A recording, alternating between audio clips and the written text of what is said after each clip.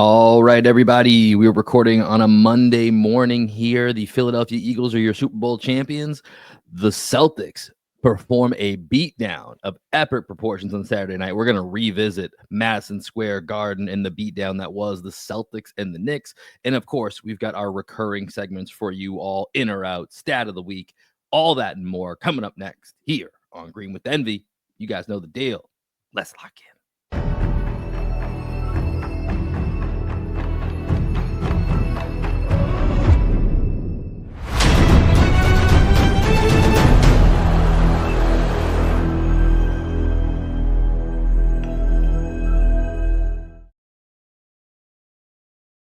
What up, what up, what up? Welcome into another edition of Green with Envy. As always, this is your boy Will. We're checking in. How you doing? How you living?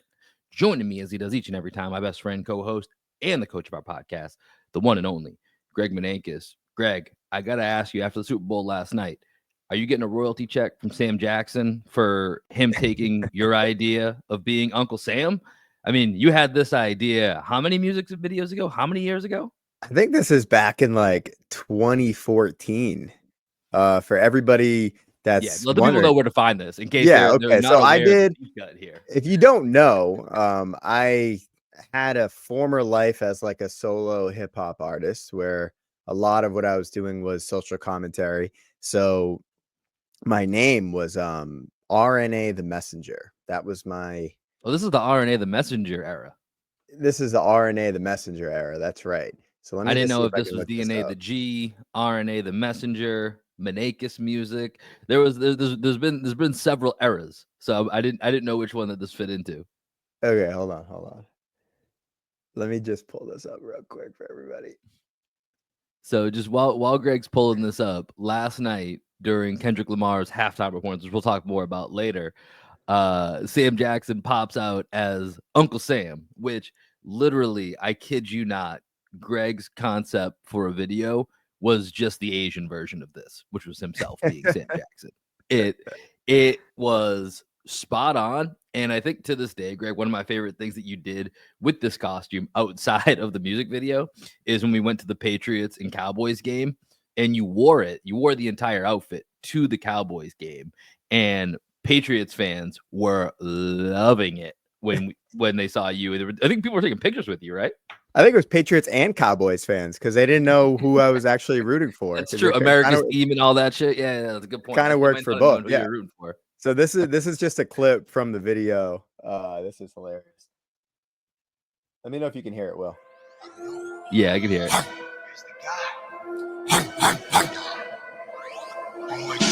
Welcome to Animal Farm. Napoleonic kicks, big wigs in charge. I'm having Bergeron.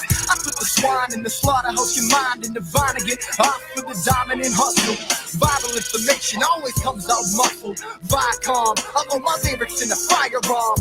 In the stage of entertainment, subliminal and blatant. In the criminals are bankers. I got the pieces to the puzzle, unleashing out the muzzle. Mowgli on this beat when I go creeping through the jungle. This thesis, I be speaking about to leave me in some trouble. There's no clear channel, I've used warp. Now everything you say consume with review points to News Corp. And I ain't offering the true source, but there's an info war. Tyrannical sound, satanical animal, mechanical hound. There's an info war. Tyrannical sound, if you're not watching, right? If you're listening to this right now, I know this isn't quite connected as well. So you need to go to our YouTube and check this out. Greg, you need to post the link to this music video when we post the podcast later. That's amazing. All I gotta say, Sam Jackson, Kendrick Lamar, TDE, cut the check. Cut the check. we don't want to go all Drake and sue out here. We ain't trying to get in the beef, but cut the check. I gotta say, like, this video, especially with like the current political climate and all the shit going on in our country, it actually kind of like looks a little prescient. Looks like a little Nostradamus action. I think it was like 2014. Yeah, I saw it, man. That's pre-Trump the first time. Like that's like So I made this video after that like 3-month dive into InfoWars that I did. we can save that and discuss that on another pod. But after coming out of the InfoWars hypnosis, I made the video to make fun of InfoWars, basically. And just like all the conspiracy theories and all that stuff. And I had this coworker who was a dishonorably discharged Marine. And he told me that he had found out some stuff about plans that the government had for the next like 20 years. And when he found out about the plans that the government had for the next 20 years, he couldn't sit in the US military anymore and just forced his way out of there, basically. And he was dishonorably discharged. But he said, dude, you do not want to see what's going to happen in the next 20 years in this country. And I did a little bit more like, research into stuff, and this is the video that I came up with, but it seems like all of it was kind of coming true. It's kind of crazy. Yeah, 11 years later, I don't know what his predictions were, but things aren't great. So he might have been on the right path. But yeah, we'll circle back. That was part of the halftime show from Kendrick Lamar, which we will circle back to and talk about here in one of our later segments. But for now, plan for today, let's talk about the Celtics and Knicks over the weekend, and then we'll look at the week ahead as it's coming up. It's All-Star weekend, actually. It's really snuck up here that all of a sudden Celtics are going to have about a week-long break, week-plus break here. So just 2 games tonight against the Miami Heat on the road, the new-look Miami Heat, and then at home on Wednesday against the Spurs. So we'll hit that before we head to our segments. But, Greg, let's go back to Saturday night. MSG, Celtics, Knicks, 2 seed in the East, 3 seed in the East. Big time matchup. We get a late scratch with KP. Drew Holiday was ruled out earlier. No OG Anunoby on the Knicks. So both teams at somewhat of an equal kind of disadvantage with missing a few players. But man, Celtics put it on the Knicks. Final score 131-104. And really, outside of basically like the first 6-7 minutes of the third quarter, when the Knicks made a run to cut the game to 3 points, it was Celtics at the beginning, it was Celtics at the end, it was mostly Celtics in the middle, minus that little segment right there. And you know what, Greg? I was thinking about you as that game was happening. Yeah, they're just going to lose some of these games that are going to be frustrating. It don't fucking matter. It just don't fucking matter. 2 statement wins like that last week. It doesn't matter what happens the rest of the season. As long as they're healthy, I will never be shook off the Celtics again the rest of the season, at least from an Eastern Conference perspective. You've come around. I mean, I always knew it. It's frustrating to watch, right? Like, yeah, no, I hear you. Yeah, because for the last pod, what Will's referencing is Will was very upset after the Celtics' lackluster performance against the Mavs. I came on and I was basically like, "Hey, man, like they just had the statement win against the Cavs. The game that actually matters is Saturday in New York. Like this game was a trap game, and the Celtics always fall into the trap. And like when you see what they do in the games that actually matter, the pace that they played with in both the Cavs game and the Knicks game, both games. The Cavs game that was on the road as well. Yeah, both games on the road. Both games on the road. Road warriors. The home thing, they got to maybe figure that out at some point. But road warriors right now, best road team in the NBA. Yeah, but and they're putting the ball in Jayson Tatum's hands, and everyone's kind of getting the hell out of the way.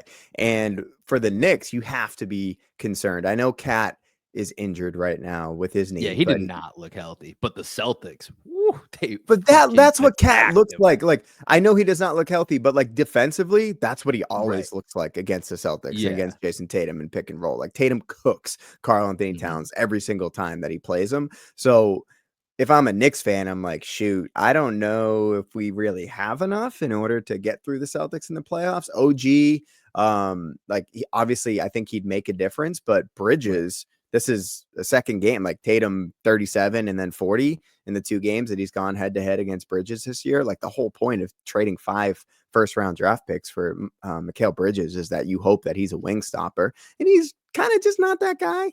Like I've always kind of felt this way about Mikal Bridges.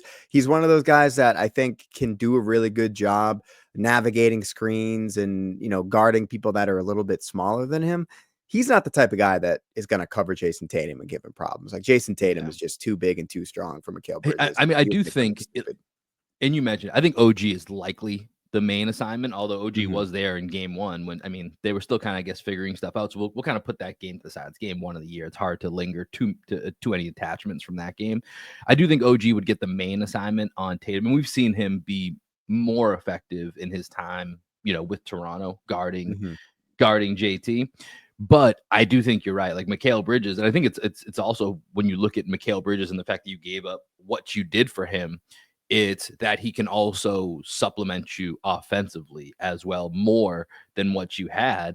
And on a night where, Brunson did his thing, Brunson had 36 points, Dude, got to the line good. 13 times. Right. Like Brunson brought it, man. He kept them attached in that game and gave them the opportunity to make that run to get back in it before JT just went nuclear and shut the door. But Mikal Bridges was 5 of 15 for 11 points. Like, that's supposed to be your number 3 guy. And I know, like we said, Cat on the offensive end, defensively, hurt or not hurt, that's kind of how Cat has looked versus the Celtics, which you're 1,000% correct on. Offensively is where Cat is supposed to be bridging that gap, right? The Knicks have the number 2 offensive rating in the entire NBA.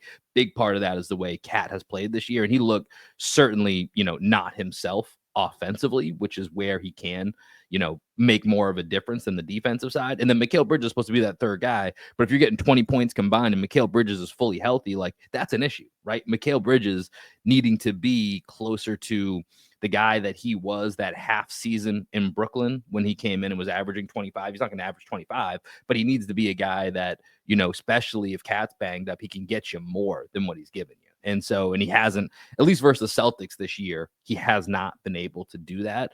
And so that's almost just as big of an issue as the defensive end when it comes to Mikal Bridges and what he brings to the table against the Celtics.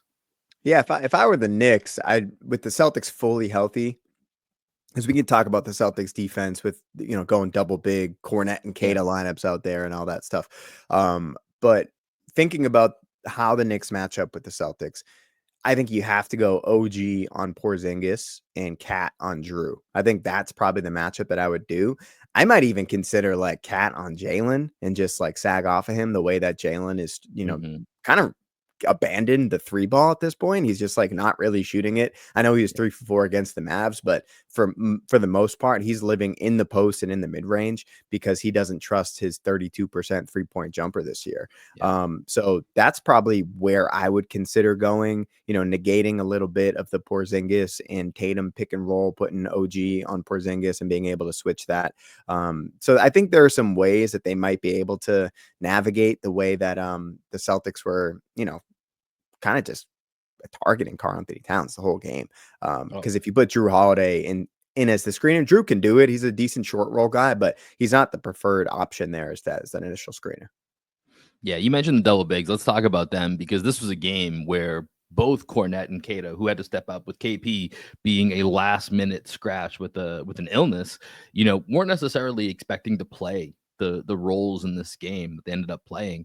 And Kornet was incredible in this game. Keita, very good as well. Like, this was a big-time performance from 2 guys that, KP being out, tell me if you've heard that before. Like, there's a good chance we're going to end up in what this could be a second-round playoff matchup where KP has some form of injury. Like, this was a freak illness, it sounds like, that just like he just couldn't, overcome. But when you look at, all right, what's it going to look like against this Knicks team? The Knicks team that's super weak in the front court, right? Like, they're really relying on Mitchell Robinson coming back in March and being healthy enough to be a big time difference maker. And it's a pretty significant. And without OG, they're tiny. Like, OG plays up for them. Right. And so it was good to see, though, that Luke and Nimi came in, and I felt like every single one of their minutes, and they played big minutes. Nimi played 26 minutes, just under 29 minutes for Luke. Like, they were extremely effective, and you felt their minutes, right? This wasn't just, sometimes Nimi has like 8 rebounds, and it's like, yeah, 4 of them were on his own missed shots. And it's like, it's a little misleading as a stat line. These were impactful stats and minutes from both Luke and Nimi in this game. Yeah, you know what I'm kind of struggling with right now, Will, is when we don't talk about a game immediately after it, sometimes I'll dream about the game and I forget if what I dreamt actually happened or you know what I mean? Like, was it in my dream or did it actually happen in the game? Like, do I remember Keita hitting a hook shot in this game? I'd have to double check that. I don't remember that immediately. Okay. It may have been a dream, dude. Some of the dreams I have are like way too realistic. You have like crazy vivid dreams. I mean, you just saw the music video. I mean, That's very true. That's kind of like where my artistic ideas kind of emanate from. Cornette though.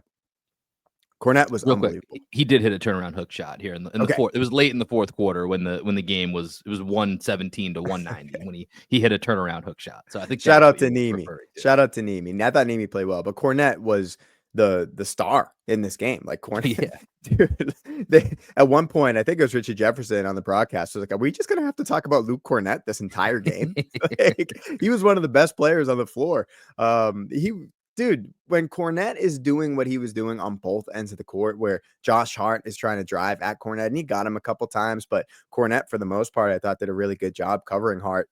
And he's able to cover those guys, like when we put Cornette on TJ McConnell when we play the Pacers and things like that. Like Luke is surprisingly nimble and does a good job using every inch of that 7-2 frame.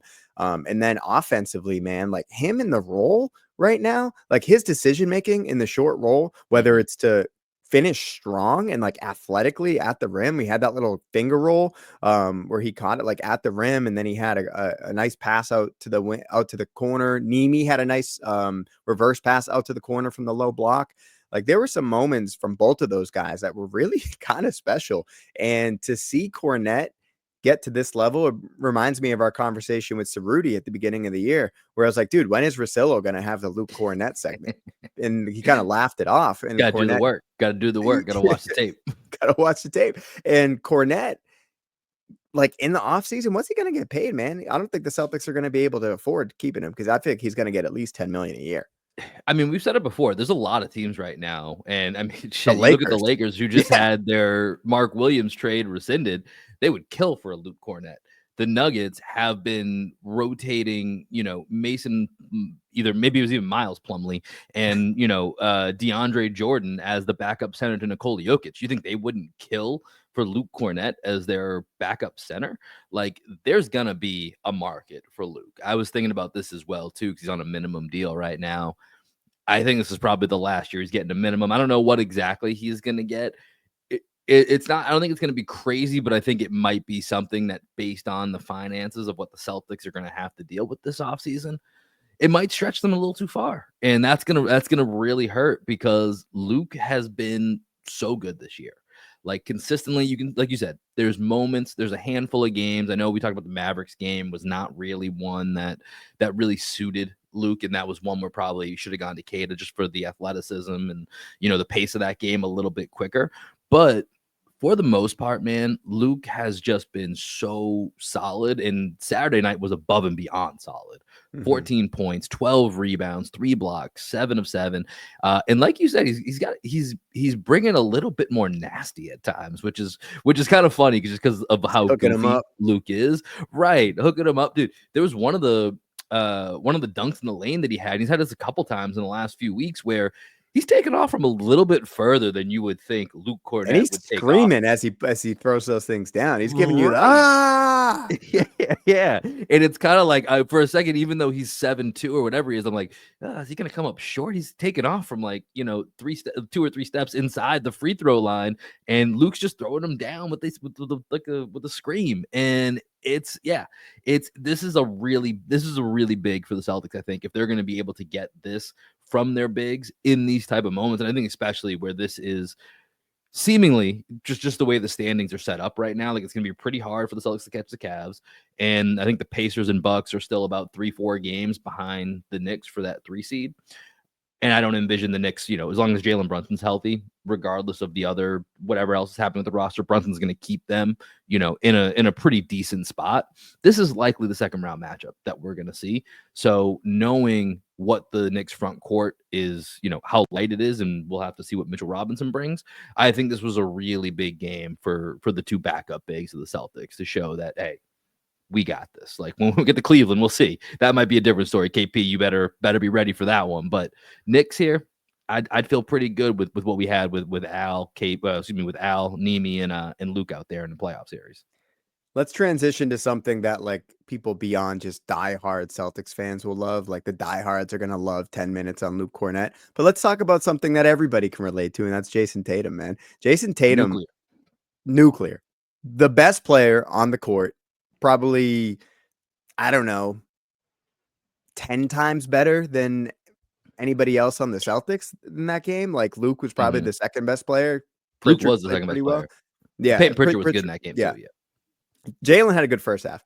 I think with Tatum, man, like when he goes on the road, this is like the mark of a superstar that not many other guys have in the league. Like they relish shutting up the crowd more than they do lifting up their home crowd, right? He was talking shit to Denzel. He's talking shit to Spike Lee in the front row. He's probably looking at Larry David and saying, you know, maybe you need to do another season of Curb Your Enthusiasm and bring me on there as a guest star. Like Jayson Tatum wants all of the celebrity smoke in front row in MSG, and I love that about him. Is he's looking, you know, the Jayson Tatum meme from what game was that he hit that big three?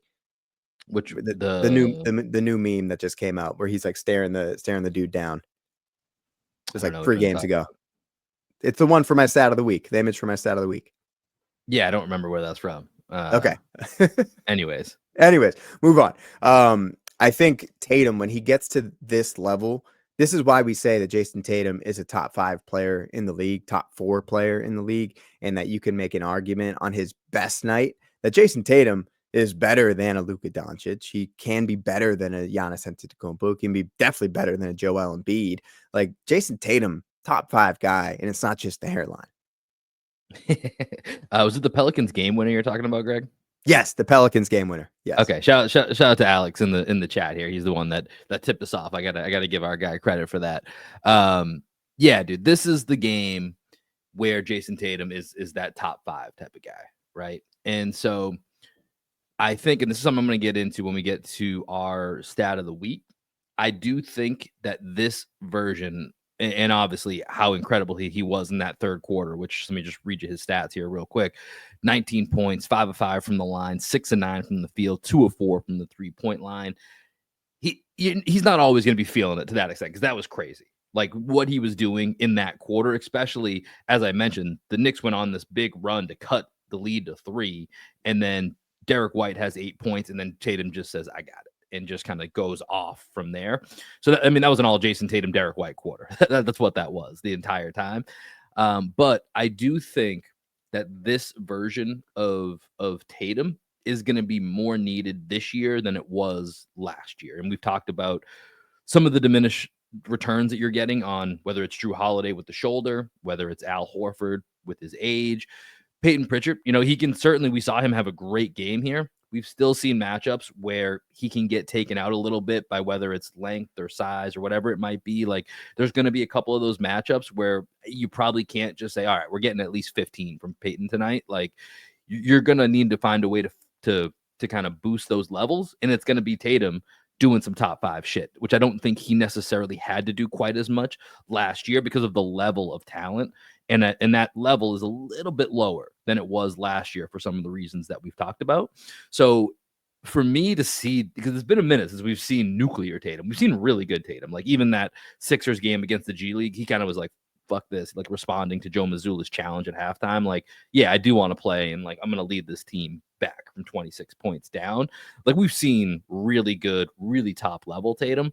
This Tatum, where if you're just tuning in, you were, trying to make the argument to your point, there's no way I would ever consider Tatum top 5. You can't watch that quarter with everything else that Tatum does and not be like, all right, he's in that category, right? Like we don't get that level all the time in these big moments.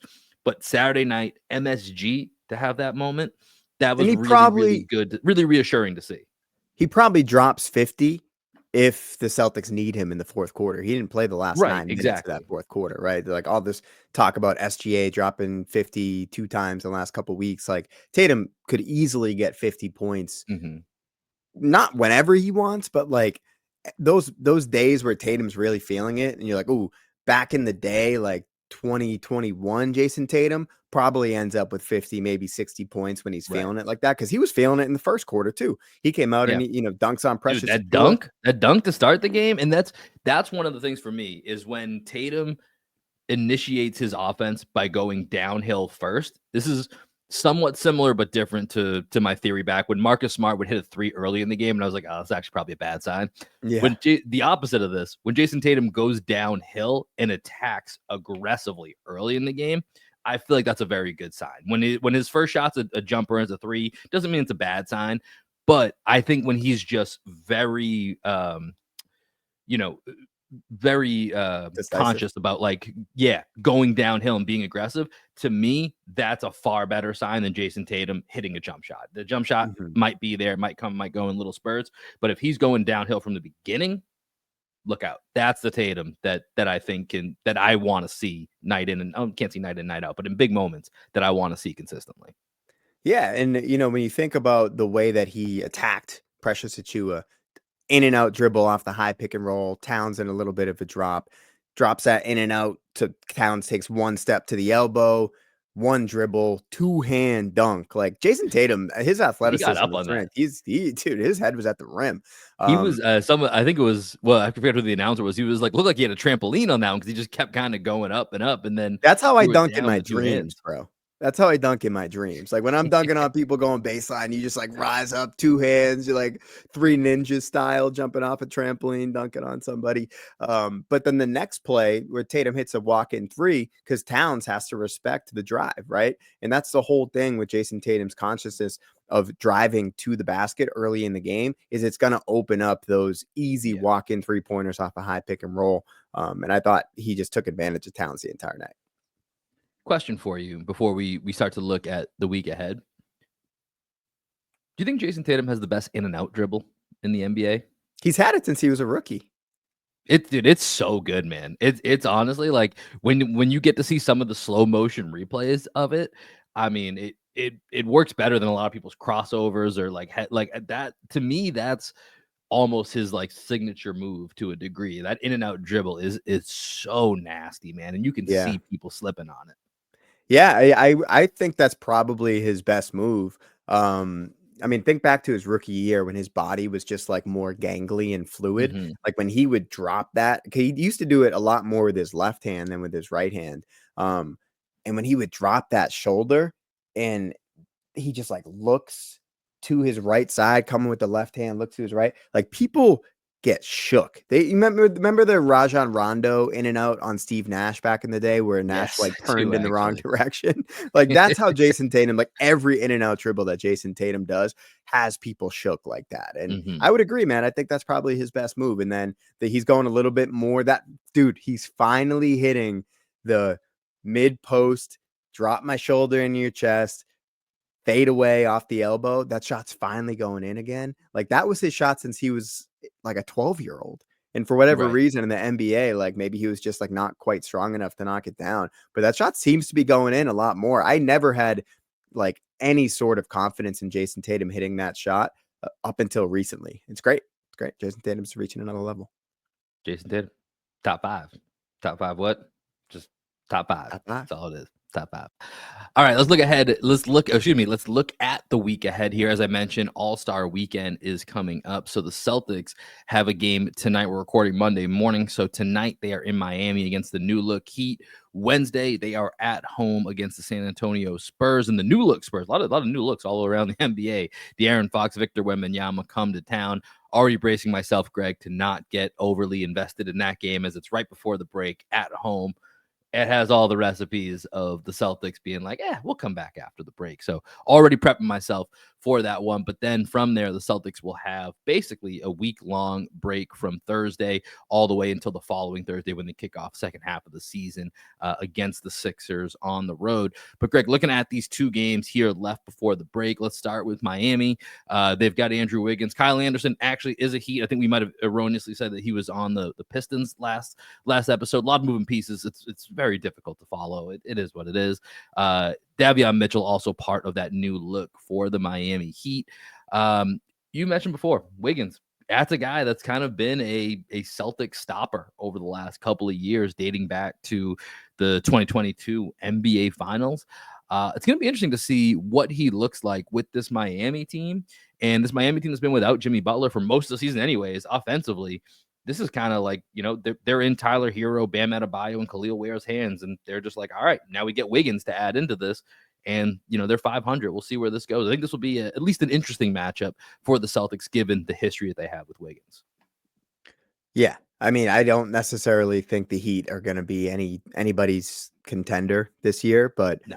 because of the history between these two teams, I think it'll be a fun matchup. But I'm not excited. I wouldn't say I'm excited to watch that game. Definitely tune in, and we're covering it. The Heat are a frisky but 6-7 seed. That's all they are. They're a frisky 6-7 seed. That's what they are. See how they deal with the double game, big and Ware and Adebayo. I think looking at Khalil Ware will be the most interesting part of this game, even beyond the new faces. However, I think the Wednesday game is pretty interesting. De'Aaron Fox coming to town. We didn't get to see him. He didn't play in the Kings win in the Garden earlier this year. So you get him and Wemby. I checked out their first game together against the Hawks. They look really great. Ended up in a tight game. They did get the win. And then they've had a couple of close losses since then, one to the Hornets and one to the Orlando Magic. But even just watching that Hawks game, and I caught the very end of the Hornets game where De'Aaron Fox nearly hit 2 game winners in one game, but his foot was either on the line or he just didn't let go of the ball, just missed releasing it in time for the Spurs to get that win.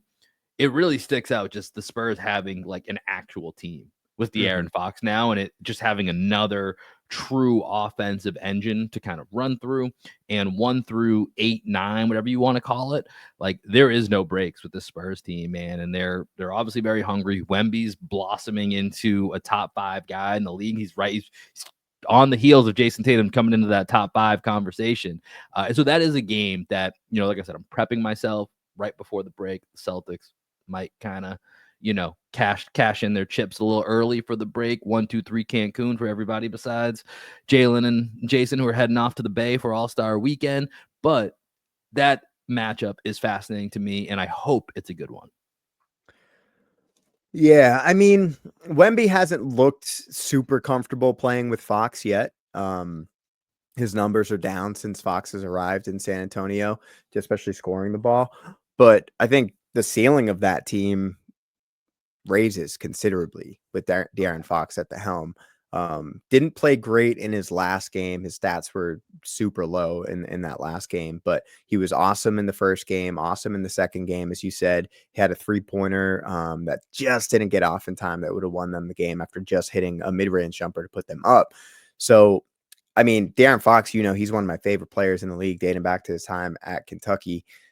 Pairing him with my other new favorite player in the league, and Wemby, being down here in Austin, Texas, being able to see Wemby coming to town in a couple weeks, where Will and I will be at a game, Spurs versus Pistons. That's what we got tickets to. Yeah, we're going to see the Spurs-Pistons game. Yep. Spurs-Pistons. So we'll be there. So I think being able to see Wemby go up against the Celtics when we were there last year, in a good comparison, New Year's Eve, the Celtics just absolutely smoked Wemby and the Spurs. Yeah. Where have the Spurs gotten to now? Where has Wemby raised his game when he goes up against an elite team like the Celtics? He's had some stinkers against some of the better teams in the league that have like really kind of honed in on how to take him out of the game offensively. So I'm really excited to see Wembanyama play the Celtics. Hopefully Porzingis is healthy, so we get to see them standing next to each other, so we can once again compare who's taller. But yeah, really excited for that game. Fox in San Antonio, I think, is going to be huge for not only this podcast, but everybody in Texas, everybody around the league. The Spurs are going to be a fun watch. Yeah, Spurs are on the come up, no doubt about it. We'll see if they can climb back in. They're decently far out of the play-in picture right now, so we'll see if they can climb back in and get into the playoffs this year. But long term, no doubt about it, that is a home run move, and they're going to be just a fun team to watch. That'll be fun. That's Wednesday. That's the final game before the All-Star break. As I said, All-Star Weekend coming up at the end of this week, and then we'll have a little bit of time off, and then Sixers on the 20th will be the resuming the second half of the season. I'm struggling with my words today, man. I'm going to get there. Let's go to our recurring stat of the week here. I'm going to go first, Greg, because it plays off of what we were talking about with Jayson Tatum. So mentioned before, Tatum, I think that version of Tatum, or a similar version of Tatum, is going to be needed more this season than it was last season. So in the 2 seasons before the Celtics traded for KP and Drew, so this is the run to the finals and the run to the Eastern Conference Finals, Jayson Tatum had 11 regular season games of 40 points or more. He also had 2 more games in the playoffs of 40 or more, famously Game 6 against the Bucks, Game 7 against the Sixers, where he drops 51, as well as 2 other 39-point games. So essentially about 15 40-point games over that stretch. Last 2 seasons, he had 3 40-point games last year, 0 in the playoffs. He's had 2 40-point games this year. So just about a third of what you're looking at. Of course, there's still another half season and some playoffs to go here, but this will be something I'm kind of looking out for. And 40 is a relatively arbitrary number. I think you could drop this down to probably 35 or so, are really games where sometimes you look at somebody and you're like, damn, he dominated that game right now. Like you could probably drop that number down, but just for the sake of, he had 40 the other night, I went with 40.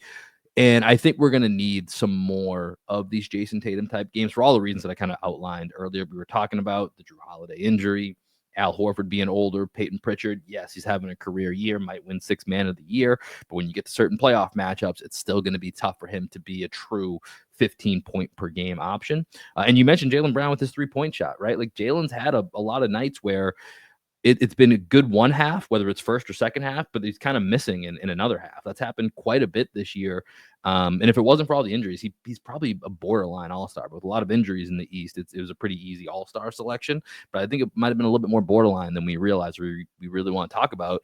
And so with all that said, Jayson Tatum's going to need to put the cape on a few times. And so this is just something I want to be tracking, is those moments where, and this is why I think sometimes, to your point, SGA gets looked at a little bit differently, is because SGA puts the cape on a few more times probably than Tatum does. I think that's really the biggest difference from, a larger narrative of, I got SGA over Tatum. I guess that's something you could give as an edge to SGA, but because Tatum's had all this crazy talent the last year and a half, he's sacrificed that. Mm-hmm. But I think going forward for this season, for the Celtics to repeat, he's going to at times have to kind of force the issue a little bit as far as being that, and that's why it's so important for him to get downhill early to open up the 3-point shot late. And so I think if we can see some more of that, those Knicks moments from Saturday night, that's only going to help the Celtics get to where they want to go to. And I think a lot of it's going to fall on JT, and I think he's going to get a lot of flowers for it if that ends up being the case. Yeah, Jayson Tatum doesn't look at an 82-game regular season and treat every game like it's the playoffs, right? He doesn't get up for the Mavs game this week. Like he didn't really put much effort into that game whatsoever. But he got up for the Cavs game and he got up for the Knicks game. And SGA kind of, he doesn't have the accolades that Jayson Tatum has. So he's extra hungry to, put his stamp on this season and to say, hey, like, I'm the MVP. Like Jayson Tatum wants an MVP. I think that's something that if he doesn't get one by the end of his career, he'd probably be a little bit upset about that because of all the sacrifice that he's done, the two-way effectiveness that he has. But SGA, like right now, getting an MVP for SGA, I think is probably far more of a motivating factor than it is for Jayson Tatum. Like SGA is going to go out every single day. He doesn't have quite as much help, though he does have a pretty good roster around him. He doesn't have the scoring punch around him that Jayson Tatum has. So he's going to go out and have to average 33 points a game. And Jayson Tatum just doesn't have to do that. But to everyone that's saying like Jayson Tatum's like not capable of doing that is it's laughable. Right. And it's recency bias because Jayson Tatum did that early in his career and he was well known as a scorer first and has developed all these other parts of his game to the point where he's one of the most well-rounded two-way superstars in the NBA today. Yeah, 27 career games with 40 plus points for Jayson Tatum. So certainly in his bag for him to reach those levels. Greg, what you got for stat of the week? All right, my stat of the week, accompanied by a lovely graphic that I put together. So this is a shout out to Justin Turpin. He says the Celtics have played 96 minutes of basketball against the New York Knicks this season. They have trailed for just 29 seconds. And there is that meme that I was referencing earlier from the Pelicans game. That is an absolutely insane stat. And if you are a Knicks fan, you got to be a little worried, man. You got to be a little worried that this is like the team you spent the offseason trying to match up with the Celtics, and now you somehow match up worse with the Celtics. Right. Like you try to do all the things that the Celtics were good at and say, we can have all the same types of pieces as the Celtics, except all of our pieces are a little bit worse than all their pieces. And the pieces that matter, the true superstars, Jayson Tatum at the end of the day is 6'9". Jalen Brunson's 6'1.5". Yeah.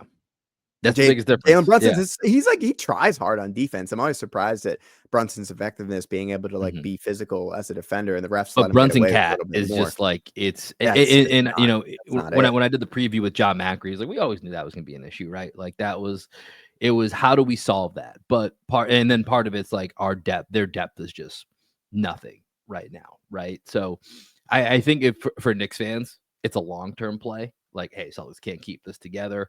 We've got Jalen Brunson and Mikal Bridges taking friendship deals so that they can play together. So we're betting on friendship and shortchanging some of our guys here that maybe this will let us be able to last long term. Because in the short term, it's just a poorer version of what the Celtics can run out. And so, this year it's going to be really tough. And I think even talking to our guy Macri, he was like, I wouldn't without saying it, you could tell he was like, we have no chance in the playoff series against you guys. Right. Like as we were doing the preview, it's like, cause I was even trying to be nice. I was like, yeah, man, they're right on that line where if they get a few breaks, they're like the next team up to, go make a run. And he was like, I don't think so. He was like very blunt. He's like, nah, I don't think that's happening. But I was like, all right, man, I'm just trying to, I'm trying to be nice to our guest here. But that's a tough look. 29 seconds, man. Oof, that is tough to hear. And, for the Celtics, they're now 2-0 versus the Knicks, 3-0 versus the Bucks, 2-1 versus the Cavs. Those are really probably the three main teams you look at. Of course, Indiana, we know, plays us very well. Celtics still swept them despite, losing a couple games in the regular season to them last year. So it looks like right now, if the Celtics stay healthy, it's going to be hard to really find a team in the East, although the DeAndre Hunter add to the Cavs, we'll see how that changes things going forward. But let's go to our final segment of the show here, Greg. Let's go to In or Out. Do you want to start us off here, or do you want me to jump in? Yeah, I'll start us off. And Alex, if you have your mic ready, feel free to hop on if you want to. I want to talk about the Super Bowl, and specifically, I want to talk about the Super Bowl halftime and Well, I'm going to save you something real quick here, Greg. This is going to be one giant In or Out segment because that's where I was going to. So okay, let's go. Let's get into it. All right. So I totally understand if people who don't listen to Kendrick Lamar, and I wouldn't even call myself like a huge Kendrick Lamar fan. I respect I'm him. a much bigger fan of Kendrick than you are. I always kind of forget that you're like you don't dislike Kendrick, but you're just like not as into him as I am. Yeah. And I mean, there are some songs that I play regularly. Like I respect Kendrick Lamar as an artist. His flow is insane. He did mess up one time though. He did mess up one time in the DNA segment that he did. He repeated one line twice. Yeah, he repeated one line twice. And I was like, oh, even Kendrick could mess up. That's crazy. But I don't know how many other people caught that he messed up.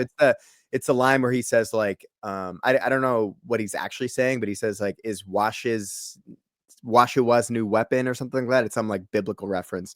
Okay. But he repeated that line twice. I think he skipped over the line before. But I saw on Twitter, so many people hated the halftime show. And I was just like, what? Like, how do you hate that? Even if you don't understand any of the words that Kendrick Lamar is saying, if you've never heard him perform any of those songs, he did a lot of like, not his most famous songs for the most part. Like, obviously he did Not Like Us, but for the most part, I would need subtitles to like truly understand what Kendrick Lamar is saying throughout that performance. Right. So like, I get it. If you just like, I don't like this music, I don't know what he's saying, like what's going on here, but the level of artistry and the ideas behind the halftime show, you have to respect that. And it was visually amazing. Like when they did the American flag dancing, like he turned Crips and Bloods into the American flag. Like that's pretty incredible. That's a pretty incredible symbolic event. Alex, the intern, joining us here to discuss the Super Bowl halftime. Alex, you're of a younger generation than Greg and I, which honestly that kind of just hurt me to say, but is 100% true. What were your thoughts on the Super Bowl halftime last night? I liked it. It was exactly what I expected. I thought are you a Kendrick fan? I wouldn't say I'm a fan. I do casually listen to his music. I liked his new album. They had some good songs on there. Yeah, I liked it. It was good. I know people at the Super Bowl didn't like it because they couldn't really like. It was good. It was a good Super Bowl halftime for like the viewers, but like at the actual game, I can totally see that. Yeah, they didn't enjoy it as much. And Greg, you know this, like rap and or hip hop is way harder to give a great performance live than it is to like walking around listening to it or bumping it in your car. I think it's by far the best genre of music. Like bumping like a great song with like some cool bass, nothing sounds better than listening to that shit in your car when you're driving around and you're just feeling it. But when you go to a show, it's really hard. To your point, like if you don't, like, I knew just about every song that he did last night. I was with a group of Latinos that like didn't really know Kendrick Lamar. They were like, everyone was kind of looking around like, do you know Kendrick Lamar? Do you know Kendrick Lamar? I'm like, and like my wife's just like, he knows every word right now. Like he knows every song. And everyone else was like, oh, I know that one song. I know this other song. They knew like one or two things here and there. And so to your point, Greg, like it's really hard to like just embrace yourself, like to the artistry of the lyrics if you don't know them. And as like so you really just have to kind of focus. But I think that's one thing Kendrick does really well is he has an artistic flow and pageantry that goes with it. Even when you look back to he joined the Super Bowl, whatever it was, 2-3 years ago for the LA celebration. Right. Yeah. Like I forgot that he was there because that Super Bowl had a lot going on, which I actually appreciated the minimalisticness of by the standards of a Super Bowl performance. It was minimalistic last night. Like I appreciated that. I think it allowed people to kind of get soaked into the performance a little bit more. And it was him and just SZA. There wasn't 19 different guests that came out. And Serena Williams walking. Don't forget about that Serena. Shit was cool. That was pretty dope. That was like everyone. Even see, that's the thing is like even people at the party I was at were like, "Is that Serena? Is that Serena?" Like that got like people's like attention right there. But I think Kendrick as a rapper where people don't think of there being this certain pageantry that goes with it. I think even if you're sitting there and you can't, is it is hard to understand the lyrics if you don't know the song in advance. Like he does a good job of still captivating the audience with what that show was. And so to your point, Greg, I don't know how you watched that and was like, that wasn't a good show. You may not enjoy hip hop or rap or whatever, but I feel like that's really hard to look at what you just watched on that screen for 12 minutes and be like, yeah, that wasn't a good show. Like that was wild to me to see. Yeah. I think to your point about like the visuals kind of complementing the storytelling and like just knowing Samuel L. Jackson, right? And for him to play the Uncle Sam character that we referenced at the beginning of the show, like clearly he's making a political statement. So at the most basic level, all with the president in attendance, by the way, which is the other fascinating super bold, right? So do you see what I did there? Super bold. No, okay. I got you. So I think with Samuel L. Jackson playing Uncle Sam, a black Uncle Sam, right, who's playing the propagandic talk about character. DEI, am I right? Right.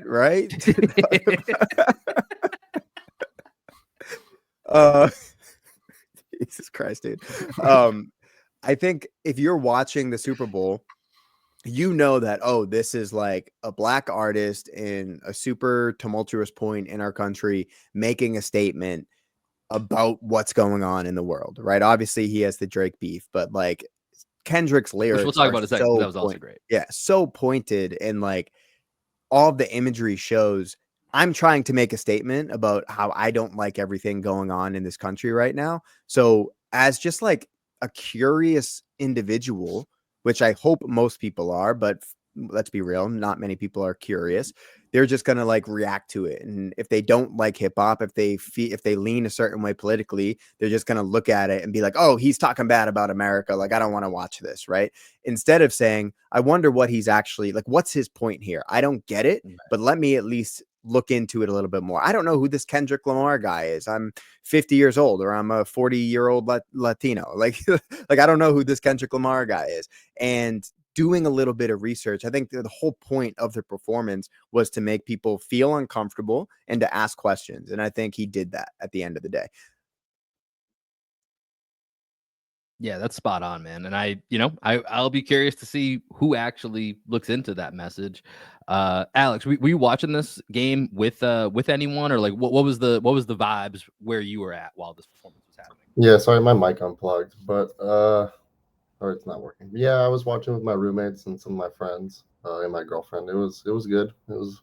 I mean, it was like the halftime show. At least for me, I just kind of like stood there and just like nodding.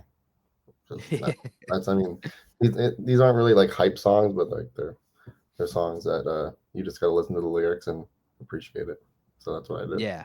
And when it comes to the lyrics, this is the other part, Greg, you mentioned, where obviously the Drake and Kendrick Lamar beef has been hitting, even though it's subsided and now has resumed hitting a boiling point with Kendrick winning 4 Grammys for his diss track, which is like kind of insane when you think about it, making a diss track that wins 4 Grammys. And I saw someone make a joke about this. The Super Bowl halftime show ends up as part of like there's an Emmy category for like different live performances. Like this might win an Emmy now as well as a diss track. And so everyone was waiting for Drake to play Not Like Us and see, is he going to call him a pedophile? Is he going to get everybody to sing in unison about A minor, which they all did, and it was amazing. And you see the chain he had on as well, lowercase A minor. Like again, the shit is all planned. But the best part to me, by far, is when he drops Drake's name and then just stares with a fucking devilish grin into the camera. That I caught that in real time. And like I said, at my party, no one knew what the fuck was going on. Even one of the guys afterwards. They didn't even know about the beef. They knew about the beef. Like one of our good friends, actually Gigo, who you know, he was like, I know that one song. I'm just waiting for that. The whole set ended. He goes, he didn't play the song, did he? I was like, dude, you missed the whole thing. But I was definitely the only one that caught the grin in real time when he does the say Drake and then just looks right at the camera. That shit sent me. That was unbelievable. So I thought it was a great Super Bowl performance. I have a hard time seeing.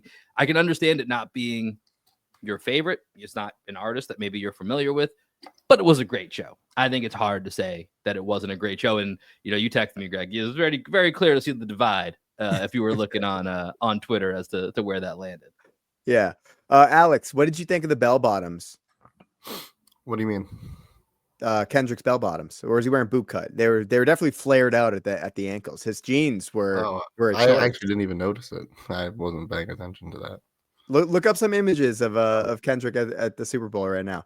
He was definitely wearing some. So they were like really tight around the hips, and then they flared out around the feet. So I'm assuming they're either boot cut or bell bottoms. But I wonder, coming from a different generation than Will and I feel like fashion for the most part is almost becoming like generationless, because so many people are kind of following the same influencers and like everyone's kind of wearing the same style from ages like 15 to 40. I feel like people are kind of dressed the same. But tell me, am I wrong in saying that? Do you feel like if I don't know how many millennials or 35-year-old like me and Will, but do you feel like you dress differently or your generation dresses differently than like the older people in your life? No, I mean those pants look fine. I feel like you're on the right track where the people they kind of dress however they want to dress now. It's kind of, there's no like, oh, this certain age group dresses this way or like this certain age group dresses another way. It's all kind of mishmashed together. So yeah, I mean, I think you copping a pair of those jeans, Alex? No, I'm not. Jeans, but yeah, I mean, I could see other people rocking it. I mean, no problem with me. If they can style it right, then go ahead. Yeah, this is one of those classic things where I just typed in on. Go ahead, Greg. Go ahead, Will. No, I was gonna say I didn't even. I was gonna say I just typed in a talking point, but yeah, so I just typed in on Google. I just did a quick Kendrick bell bottom search here, and yeah, looks like a lot of people picked up on this. Let's see, bell bottoms are back. An hour ago, some boot cut.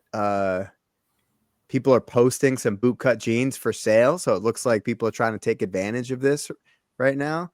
I mean, that's a choice, man. That's a choice. Look at, I mean, kind of silly looking. I don't think he looked great in those jeans, to be honest with you. But am I looking at Kendrick as like the person to model my fashion after? I don't think so. It's also like, I don't know, like I'll be honest, it did not cross my mind really at all while watching, but it's also just like Super Bowl halftime, like everything is going to be over the top. You know what I mean? Like they can't just come out wearing like something normal. He was fairly normal compared to what I would think most Super Bowl performers are, you know, what their outfits would look like. And usually there's multiple changes, and he wore the same outfit the entire time. But I think this is a good place to wrap here, guys. Philadelphia, a pretty boring game. We'll say Tom Brady, still the GOAT, never been blown out in a Super Bowl. Patrick Mahomes, now blown out twice in Super Bowls. So let's just put that on the record here. Mahomes 3-2, still one of the greatest quarterbacks of all time, but he's not the GOAT. Tom Brady 7-3. Shout out to our guy. Greg, any final thoughts here before we send the people out? This is how I'm feeling right now, Will. I love it. All right, everybody. We got a couple games this week. Miami and the Spurs. We will be back at you later in the week and get you set for All-Star Weekend. Enjoy your week. Deuces.